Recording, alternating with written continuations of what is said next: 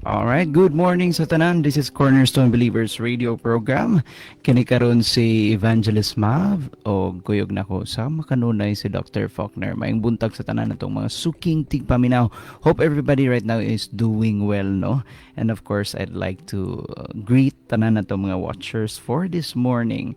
Good morning ni Chief Arlene, no? Good morning po ni Pastor Dadang. Good morning, Pastor Esmeralda. And of course, ni Teacher Alisa Araco. Good morning sa tanan.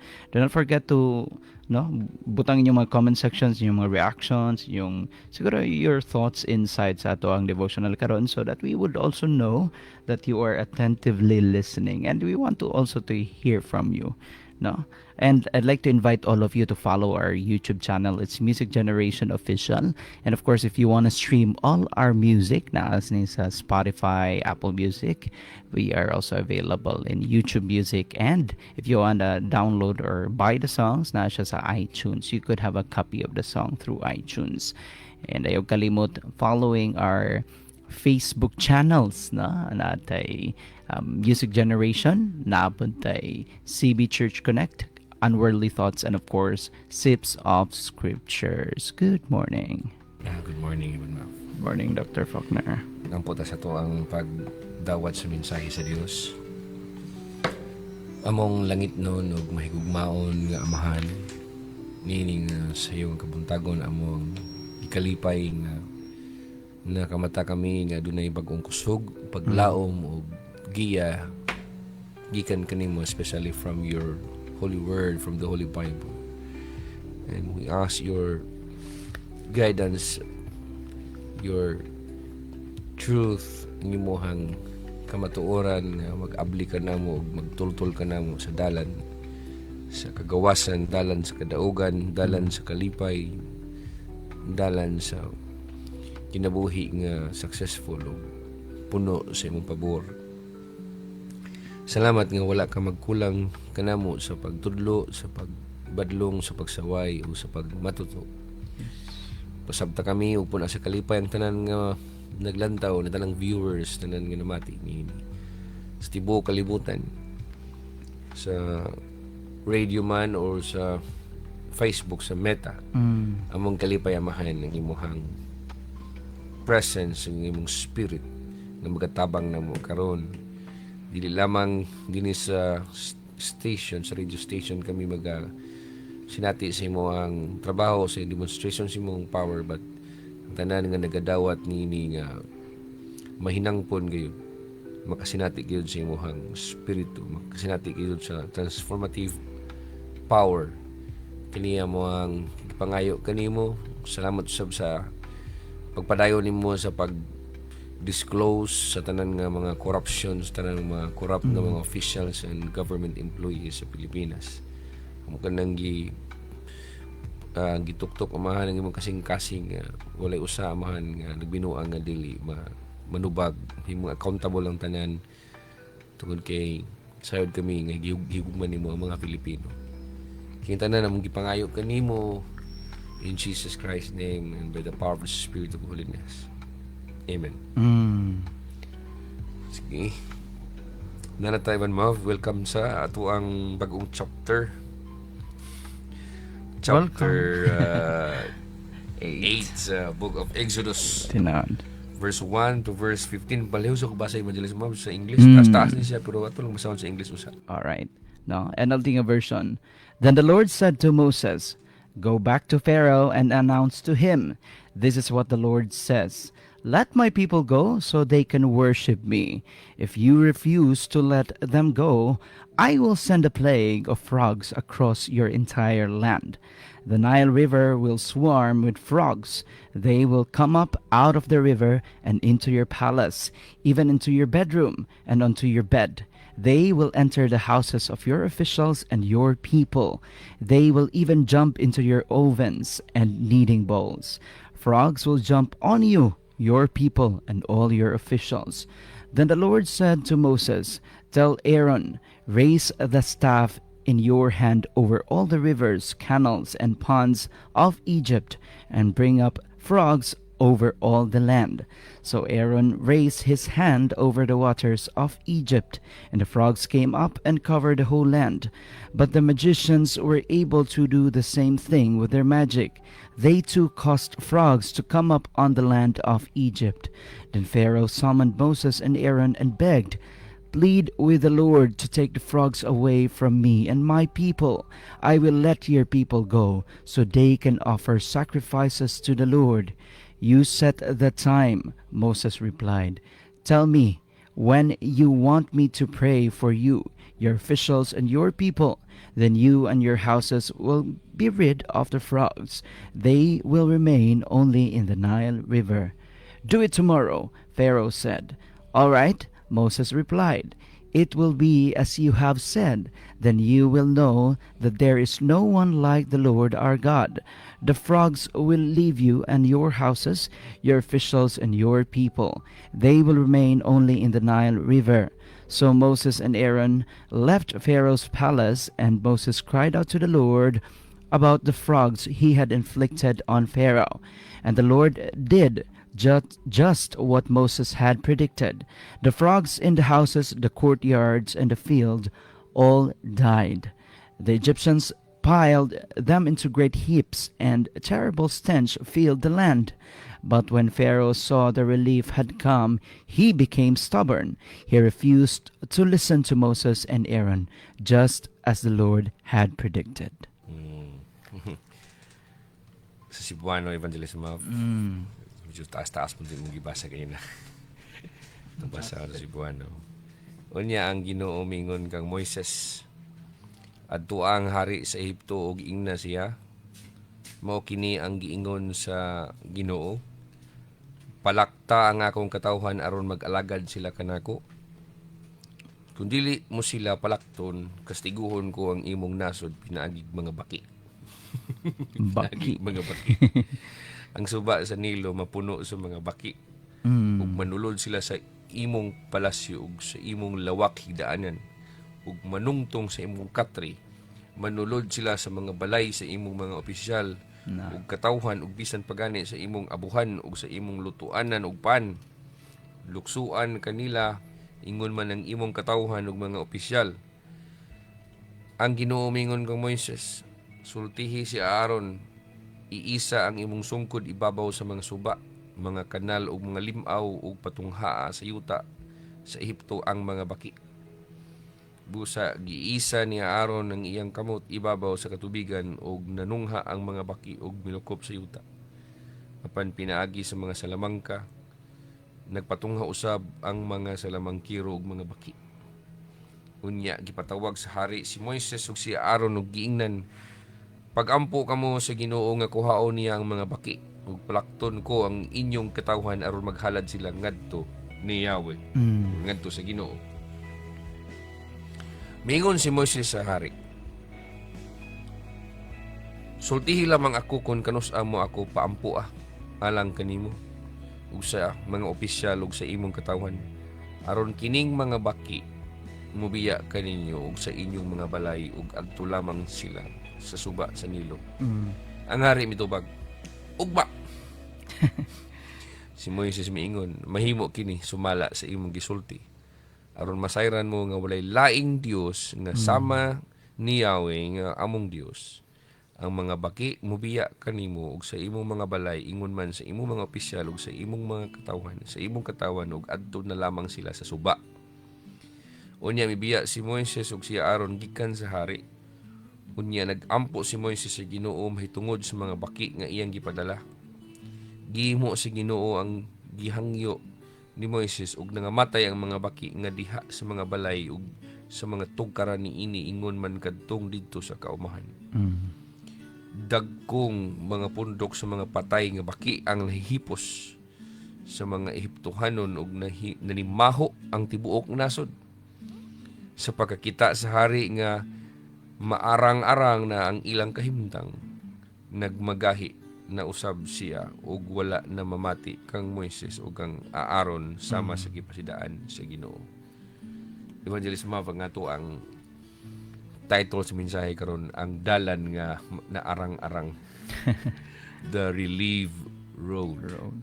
Doon tayo mga pagtulunan gikan sa frog plague, gikan sa hampak Hampak. sa mga baki. Grabe. Oh, the relief road. Okay, ang passage nga itong gibasa Ivan Mav, taas mo gini, from verse 1 to verse 15. Ako lang siyang gihurot kay kung ato siyang tungaon o katulo, mura magmadugay ta niya, maura man ang iguas ato ang mensahe. So, ginuna na ko, nga usahon na nato rin siya. Ito yung paningkamutan ni Ivan Mav, makuha na to in 20 minutes. 20 minutes. 20. So, atong dungog, no, mga higala nga, ang Dios nagtawag yun ni Paraon, nabuhian ang Israel nga mga katawhan nga naa silang nasod. Ug hinungdan nga iya sab nga gitugutan ang ikaduhang hampak na iyang gipaabot sa nasod sa Ehipto nga mao ang pagpadalagdaghang mga baki. Dayon nakita po na to din nga passage even Mav, kini nga passage nga gi-display po din ni both mercy and stubbornness. Ipakita sa Dios yang kaluoy apan makita po nimo diyon sa pagagahi ang Paraon. Both mercy and stubbornness. And the scene moves from turmoil to temporary relief. Kita nimo diha nga nagkaguliyang sila kay baki, so nagadaanan sa lutuan nagpan, silang katri, sa ilang lawak, sa nasa sa manulod. Manulod ba ang mga baki bitaw di igid mo atras bitaw bisag pagbugawon nimo kay may mga baki nga usara ka bug sulod sa balay nimo magdala ra mo nagbunal. Kasi musibat ra mo na o di ba kanang daspanon idaspan na kahigon na siya. Kani di man madala man kinibok nasod. Wow. Asa ka nagkuha ang dusog baki sa gitapok lang siguro ang mga baki sa tibok Middle East ba. Wow. Usa niya padala dito sa kuan Ehipto. Sa Egypt iyang gipadagan nagtapok na dito. And tugod di alalim ibang mab kay turmoil gina siya ikaw kuno bisita og dang baki. Hala. Bisa talaga na baki mga na like 500 ka buok mabot sa imong balay ibang mab kabuang-buang yung ka hinipos ana. So makikita ka nga gikan sa turmoil to temporary relief. And then nibalik po siya to renewed pressure. No. To renewed pressure. So this passage helps us examine how does God pursue His people in hardship. Kinumdum ta sa itong giwali gagahapon ni Teacher Mecca mga kung unsaon gyud ka paggukod sa Dios, unsaon gyud ka pagkuha sa Dios. Pinagig mga kalisdanan. Amen. And kita po sa itong part, how should we respond when deliverance comes? Kaya kung tagaan po ka sa Dios o kagawasan, kung mahayahay po ka, unsa po ngayon responde nimo unsa po ngayong buhaton nimo. Pwede man nga mo remain kang gahi gyapon or prone to pride or fear. And pwede po mingon kang Ginoo, sorry, surrender ko, masaylo ako. So depende na even Mav, depende na sa tao. Tinod. Mo nang butang nga dili kabuot ang Dios even Mav. Correct. Apil po sa ato isgutan karon and how can relief be used to deepen faith rather than fuel complacency.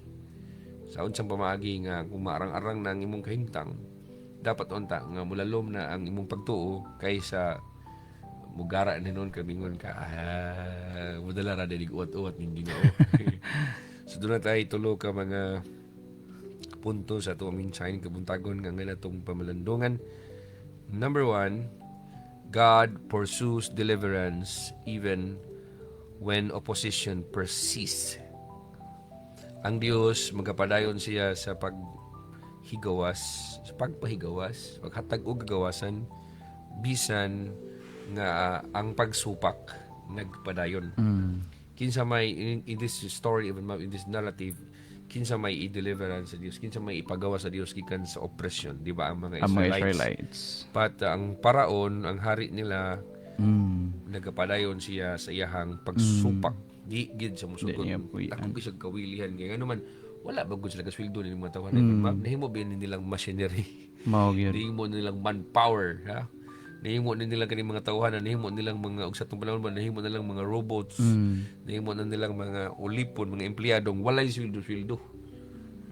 Bunalan pa og di magdimao o ang mga nang kuan, magyaya og trabaho. Murag nagka bunal ugan ba kabayo ba? Mao. Sakit kay na.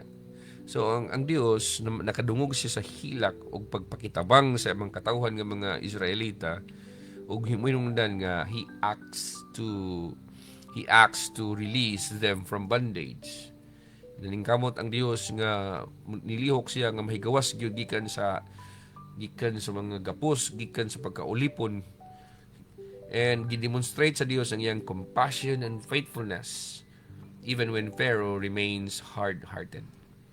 Bisag gahi kasing-kasing ang paraon, nagipakita din sa story even nga ang Dios doon siya kahingawa. He has compassion and faithfulness. Faithful siya nga nagatuman siyang promises sa mga patriarchs nilang Abraham, Isaac, and Jacob. Iyan ginang tumanon. Og mohinungdan ni nga magkita na to din nga ang hampak kining especially kining mga pagpadalagdaghan baki sa tibuok nasod sa Egypt exposes Pharaoh's leadership failure and God's authority over creation. Kita ni mo de usahay makaingon nga great na ni siya nga leader kay tibuok nasod siya nakoy hari man ma'am. Pero in this kanang story bitaw makita ni mo diya nga failure ang hari sa Egypt nining panahon na. Kana nyabot ang daghang mga baki niya gisilutan sa Dios, sampak sa Dios. Kana malang daan dapat mamalandong na ang tao. Ganon.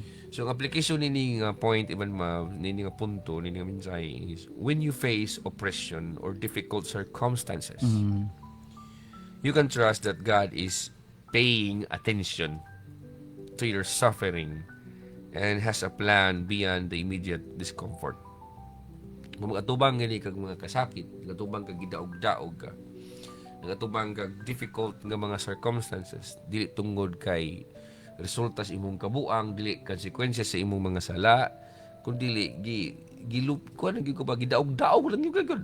Bisa ka tinarong ka, bisa gibuutan ka, bisa wa kay atraso, imo bang gibuhat ang tanan na di mo jud kay man magsigot ta kadungog mga story na di daghan tag madungog nga story man sa mga individuals nga pastor luoy kay ko pastor ginani ko pastor wa man ta ko nagbinuang pastor nagtinarong man ta ko sa kong boss sa kong amo pastor nganong ginani ko higala ko namati ka na ko karon akong magpadasig nimo mauni kung ikaw ana kasinatig sama sa ingon ana nga sitwasyon angay kang malipay, angay kang masayod, niini nga kamatuoran nga ang Dios is paying attention. Mamati gyud siya. Ang iyahang dalungkan, iya ginang ihikling, iya ginang ipaminaw nimo. Nakita siya sa imong sufferings, nakita siya sa imong mga pag-antos, ug aduna siya plano beyond the immediate discomfort. Kumingon ka nga sa pagkakaroon mauni ako mga kasakit pastor. Pero dunay nindot ang Dios nga plano nga unahan pa labaw pa sa imong kasakit karon. Amen. Kung imong nakita ang karon nangita pamagi ang Dios nga sa unahan sa future unsaon kaniya nga mahigawas kaniya. Kung ikaw usab karon namati kung naani diri namati karon nga nagdala mo ministry, nagdala mo church or nag-lead mo sa gobyerno, di ba kaha sa private ng mga companies, organizations. Akong pagdasig ninyo nga resist the temptation to rely on human power alone. Amen. Ayaw pagsalig.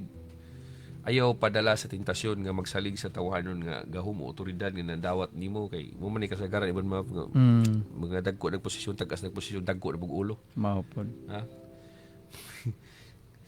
Mo man ay kuan ba nang mas taas og buto, mas dako og buto ibon mas dako ang piang sa taas og hagbungan.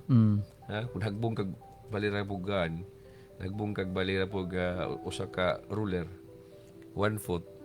Di kina siya kusog dako piang pero hagbong ka ibon mabug kanang nakaslubi. Kana. Grabe na. So ayo kumbiyansa higala kung namati ka na karon, taas kag posisyon niya.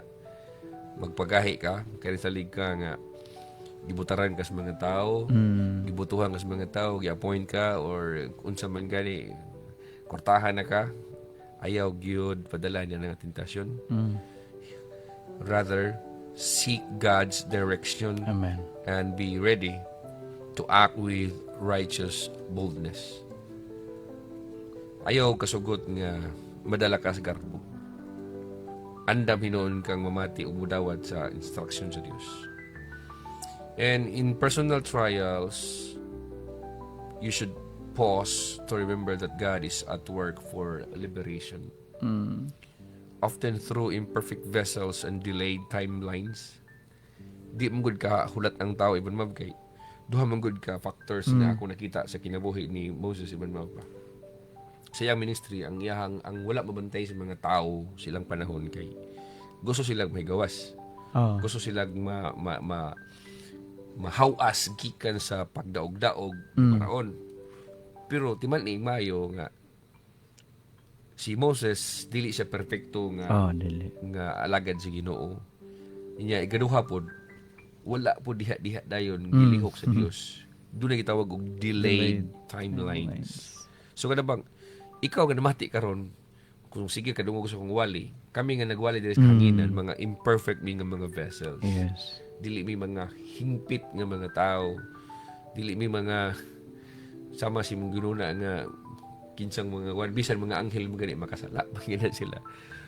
Pero imong timan-an lang nga ang Dios namuhat, nagtrabaho siya, mangitag pamaagi nga masulbad ang problema nimo pinaagi sa mga dili perfecto nga mga tao. Amen. Muna number 1, aron dili gyud ka magsiguno na nga dapat ngita og perfect na tao ani nga buri mong tabang sa akong sitwasyon. No. Imperfect nga tao ang gabiton sa Dios para mo tabang sa imong sitwasyon. Muna itiman ni number 1. Number 2, ayaw dali-dali nga diha-diha dayon karon dayon kay kasagaran gyud na dunay gitawag og delayed timelines. Kung ikaw gadali ka ang Dios aduna say orasan kanos ana niya buhaton ang tanan.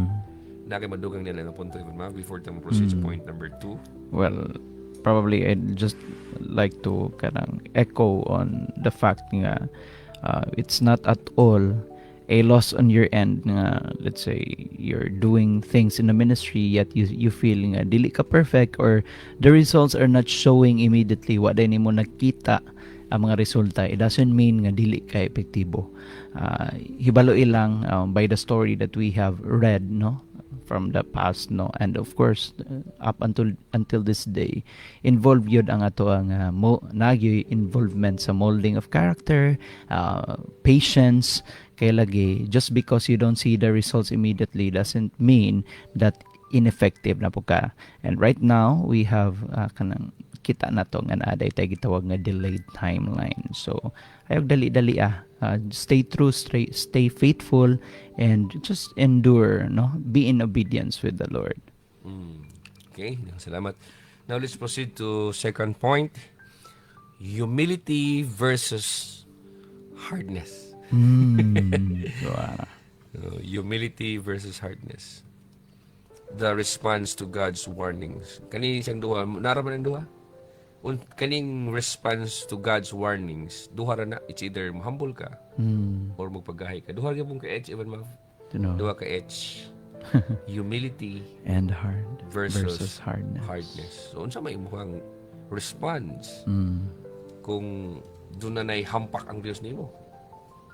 Magpaubos na ka, humok na ka, or musamot ka gagahi. Sad to say, even na adyo ko nakita ang mga tao, the more silang bunalan, silang mama, the more silang mugahi. Tinod. The more silang mapagahi, the more musokol. So sa story nga itong nadungog, even mouth, Pharaoh's heart remains stubborn despite repeated demonstrations of God's power.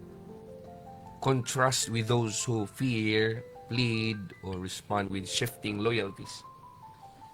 Doon na yung mga tao nga, sama ni Paraon ba nga, nanay, ikaduhang hampak na ba naman, actually, naabot ko yung napulo ka hampak naman, ma-advance sa tagamay, pero kani, humana man ito itong sigutan gapon nga Nile River, nahimo siyang, tanang tubig nila, pati silang mga banga, nahimong mga dugo.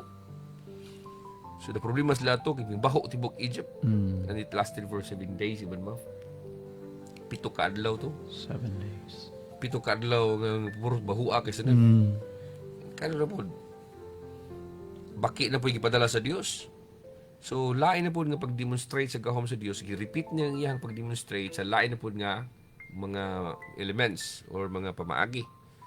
Pero maura gyapon, di pakita lagi ng gahom sa Dios nga kaya niya ng buhaton. He has sovereignty ba over creation. Pero ang problema ni Paraon ni Van Mavki, so, gahi ra mga mong kasanan. Unta ang angay buhaton sa mga tao sama niya itong mga bahadlok na sa Dios. Excuse me. Magpakitabang na sa Dios or mga muyo sa Dios or mo respond with shifting loyalties mingon nga ay dili na ko siyawa ari na ko sa Ginoo. Ari na ko sa atong sa buhi nga Dios. Now, latawon kung ang mga tao nining panahon na ang mga Israelites, ang mga Israelita nga mga naulipon, nakasaksi sila sa mercy sa Dios. Pero ang mga oppressor clings to control. Kaya bang kung makita ka even ma'am og spectrum, doon ay duha ka ends bitaw nga sa responses pang ang diri pikas, ang tumoy sa spectrum pikas diri is witnessing mercy, while ang pikas nga tumoy clinging to control or manipulation.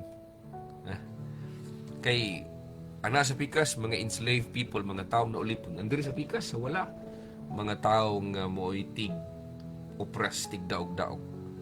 So ang tao ni mo din ang Dios, both siya nga iyang ipakita iyang mercy, ang iyang justice. Dapat ang mulantawa na mingon siya nga, ari na lang ko sa humility. Kay kung ang Dios manginlabot even ma, kung ang Dios manginlabot sa affairs, sa mga katawan sa kalibutan, kung dunay mga kasikas prehanin diri sa ato sa Kongreso sa Senado. Kung ang Dios mamuhat siya diha, ha? I'm sure Iman Ma'am namuhat ng Dios din, trabaho na siya. Naagi gitawag og mahimong mapasidunggan na napoy maulawan. Mao gani siya problema Iman Ma'am kay wala di pwede nga ang duha puros maulawan, di pwede nga ang duha puros mapasidunggan. Kung naay mapasidunggan, kung naay madaig, naay ma-praise, naapo na siya ay masawayan. Naagi na maulawan. Daghang yung mapakaulawan na mapakaulawan niya nang atuang mga hearing karon na. So inana na siya. And kung ato siyang aplikar sa kinabuhi, ang atong posture, kung naa na gani mga makabantay ka nga mong noon sa naman ang sitwasyon na ko. I hope even mabsa before na ko continue ang istorya. I hope nga kung ikaw usa ka sa mga Egyptians ba na kasi natin kang baki sa mga balay. I hope na dili ka mag-post sa Facebook mingon kag tama na sa trials Lord, tama na sa mga kuan Lord, mga pagsulay kay kaning bugo bitin mo sa ding mga tao ibon mga ang Dios naghampak na kanila mingon gyud grabe sa trials nako. Hello, si trials. Wake up. Nang tawgon mo nimo nagpagsulay. Silot na sa Dios nimo, hampak na sa Dios ninyo nganong gahi kag ulo. Di ayo na pag-ingon-ingon nga trials na. Problema sa mga tao kay pag naay man sinati nga mga kasakit bisag bundal na sa Dios nila mingon nagya pagpagsulay. Which is wrong kay na Ivan Mav. Di good na di kumulaban niya na. Pastor, ampo ko pastor kay kanang kuan pastor grabe pagsulay. Mingon ako jud i-confront diretso pagsulay. Ngano mingon magpagsulay nga kabalo man kasi mong kabuang. Ako jud ang prangkahan. Kabalo kasi mong kabuang. Kabalo ka nga dakpunon ka, kabalo ka nga dakpunon na kay kasi kag suyop og shabu. Ngano mga mingon kag pagsulay. Pastor, dako pagsulay, pastor dak ka nang dakpon og pulis. Ngano man kang mingon kag pagsulay, di man na pagsulay. Hampak man na sa Dios nimo, ngano man kang sige kag bagahi. So yun na. Our posture before God should be humility, surrender and obedience, not scheming or bargaining to maintain comfort or status. Kung naman kita angay na tong posture, angay response na to sa Dios, labi na naray mga hampak sa to ang kinabuhi sa itong pamilya, mao ang pagpaubos, mao ang pag-surrender sa itong kinabuhi, mao ang pagtuman sa iyang gidiman o sa iyang gisugo, dili kay mangita kag mga pamaagi, nga i-maintain pag mo ang imong comfort, ang imong status, ang imong kagahi sa imong ulo nimo kay di ka undangan sa Dios hangtod nga dili ka mag-usab sa imong desisyon. Amen. Okay, so katuloy man Mav. Third one, the last one is relief as a stewardship moment. Mayroon tang relief as a stewardship moment. But pasabot even Mav nga, use your temporary nga kahayahay. Gamita ang imong pag-arang-arang nga kahintang sa pagpalalom sa imong pagtuo o sa pagtuman sa imong misyon. Mm. Di kay, ay, salamat kay na arang-arang nako. Okay, balik na po ko sa kong kabuang. Mm. Pagka hinungdan. Doon yung mga tao nga preso, even ma'am, nga preso sila kay nangawat. Karon gibail sila o gipensahan. Pag kuman, nangawat rin yapon. Yan na ba, buwang-buwang utok bitaw? Gipensahan na gani ka, dapat magtinarong na ka, magpalalom na kasi mong pagsunod sa Ginoo, Lord, kaya at this time Ginoo magtinarong na ko unsa may mission nimo nako Ginoo, kay I take this as my second life or second Amen. chance. Di kay mukiat ng noon. So pag naay relief, dunay temporary nga kahayahay or karang-arang nimo, isipan na siya nga stewardship moment. Pag yung stewardship moment, even mga kinabang do piniyalan ka ng gayuna. Piniyalan ka ng gayuna, kitagaan kang chance sa Dios nga ang imuhang kinabuhi tarungon nimo nga matunong ka kay kung dili man mafay ang otro na mas grabe pa. Mm. So di man ni ang Biblia nag-ingon nga ang mga baki sa prayer ni Moses are removed. So nag-provide isang temporaryo nga relief. Mm. Yet kung imo lang tawon ang broader nga pattern ana ug tigmo study ka sa whole ana nga mga konteksto sa panghitabo sa mga hampak nga gipadala sa Dios, more plagues and challenges ning sunod. Mas grabe pag gani. Kay lagi tudluan ang tao nga mo depend gyud sa Dios, mutuman sa Dios. Ayaw pag unahon na nga nahuman ako sa ako ang usa ka kasakit, okay na to. Magsige gyud sunod-sunod imong kasakit kas kada adlaw na nang kasakit nimo na usain na siya higala. Nga surrender ka sa Dios. Lord, unsa may imong kabuton nimo nako Ginoo kay ako nang tumanon Lord. Ay na sig pagahi, ay sig paugat kay samara nga imuhang gihampak ang imong kaugalingon. Basta pati yung pamilya, mga angin, pati mong clan, mga angin, pati mga kaparintihan, pati mga silingan, mga loved ones, mga relatives mo ba, mga angin sa imong kagahig ulo. So ayaw kalimot ni mensahe nga kung doon naman gani kay relief, kung arang-arang na gani mong kinabuhi, example, kay kwarta sige, wala kwarta niya, na itabang gamay ni mo, imo na po ibisyo, imo na po ilaag, imo likwat sa, remember, it's not the end. It is just a training ground for you to trust God and worship God and fulfill your mission. Amen. Di gani ka kabalo, mugamit sa imong mga panahon nga arang-arang imong kinabuhi. Buot pa sa buot na nga doon na pa imong sunod ang mga hampak hangtod nga makaton ka. Kung di pa jud ka makaton, hangtod mamatay ka. So alaot ang tao nga dili magtagad sa panahon nga diin giaparang-arang sa Dios imong kinabuhi. Mo arang-arang imong kinabuhi. Dayga ang Ginoo nagmingo nga Lord, at this time tumanon nako Ginoo imong kabuton kay temporaryo ra di ay nang arang-arang iban Tinuod. kung di ka mayo modala ni ana pasamutan pa dala sa Dios. Amen. So mo na to minsan kag buntagon mga higala, I hope nga magtinarong kag mga lagi ka sa Ginoo. God bless you.